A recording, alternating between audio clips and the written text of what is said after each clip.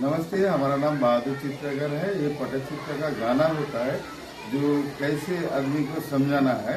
ये पेंटिंग का साथ भी गाना भी रहता है। दुर्गे दुर्गे तारा मागो दुष्ट বিলাসিনী, আরে দুজয় দক্ষিণে মায়ের নগেন্দ্র নন্দিনী, চণ্ডী মায়ের 10 বাহু 10 দিকে সাজে, আরে তিনয়ন জ্বলেছে দেখো কপালের মাঝে, লক্ষ্মী সরস্বতী বামে কার্তিক গণেশ, আর সিংহ অসুর জয় বিজয়া চলে মায়ের সনে। একদিন দুর্গা মায়ের হয়েছিল দয়া, আর ডালি মতো লাতি রত্ন দিল দেখাইয়া, ভার বন্দি করে সাধু নয়ে যায় ঘরে, আর खोल ना सुंदरी देखो कुड़ार दुआरे।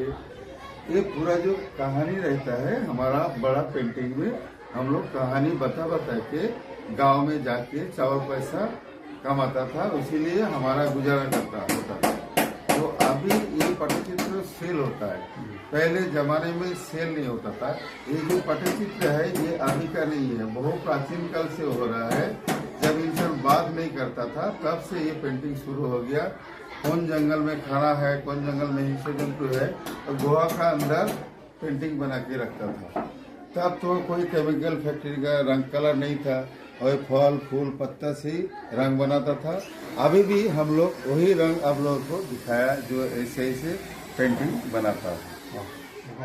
Thank you.